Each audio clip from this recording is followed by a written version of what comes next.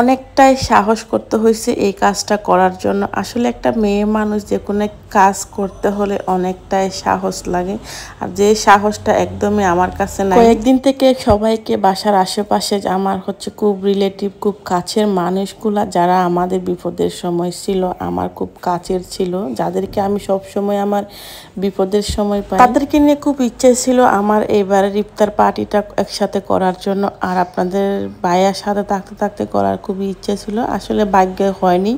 সে আমরা বাসায় উঠতে না উঠতে আমাদেরকে বাসায় দেওয়ার দুদিন পরেই সে আবার দুবাইতে ব্যাক করছে, তার জন্য পারি নাই।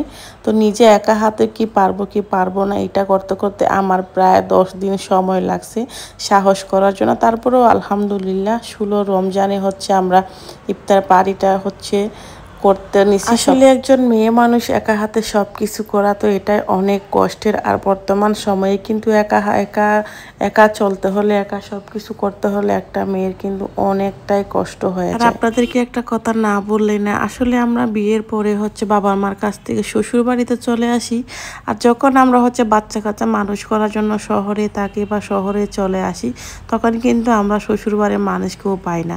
শুধু আমাদের কাছে থাকে আমাদের প্রতিবেশী, আমাদের আশেপাশের মানুষগুলাকে পাই। আর যখন আমরা একটু অসুস্থ হয়ে যাই বা আমাদের খুব প্রয়োজন হয়, তখন কিন্তু আমরা বাবার বাড়ির লোক বলেন, শ্বশুর বাড়ির লোক বলেন, আমরা কাউকে পাই না। তখন কিন্তু আমরা ওই প্রতিবেশীজনদেরকে পাই।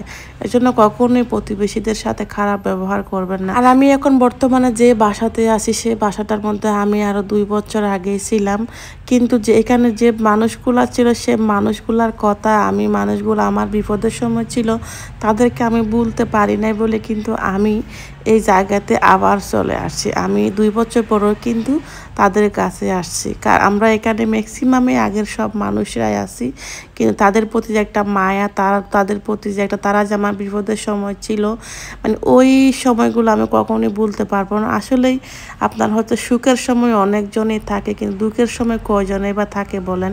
তো তাদের ওই যে আমার দুঃখের সময়, আমার কষ্টের সময় যে ছিল, সেই কথাটা আমি বলতে না পেরে কিন্তু তাদের কাছে আমি আবার চলে আসছি। নাইলে আমার কাছে অনেক বেটার অপশন ছিল বা অন্য কোথাও যাওয়ার অনেক জায়গা ছিল, কিন্তু আমি না গিয়ে আমি তাদের কাছে আসছি, কারণ তারা সবসময় আমার বিপদের সময় ছিল, আছে, এবং আমার বিশ্বাস তারা আমার ভবিষ্যতও থাকবে। এখনো পর্যন্ত আমি যখনই তাদের কাছে সাহায্য চাই, তারা কিন্তু আমার জন্য যতই রাত হোক না কেন, দিন হোক না কেন, কিন্তু আমার কাছে তারা চলে আসে। তো সে মানুষগুলাকে নিয়ে আজকে আমাদের বাসায় ছোট্ট একটা আয়োজন করা ছিল। আমার খুব ইচ্ছে ছিল এবার কিন্তু ওদের বাবাকে নিয়ে একসাথে আমরা এই ইফতার পার্টিটা করব। আমরা প্রতি বছরের চেষ্টা করি আমরা সবাই মিলে যে কোনো একটা পার্টি করার জন্য। তো এবছর যখন আমি নতুন করে আবার আসলাম, আমার সাথে সাথে আরও অনেকজনে আসছে, আমাদের পুরানা মানুষগুলো, তাই সবাই চেষ্টা করতেছিলাম যেন একসাথে ইফতার করি। তো আমি খুবই একটু ভয় পাচ্ছিলাম, কারণ আমাদের বাসায় কোনো ছেলে মানুষ ছিল না। আলহামদুলিল্লাহ সম্পূর্ণ করতে পারছি।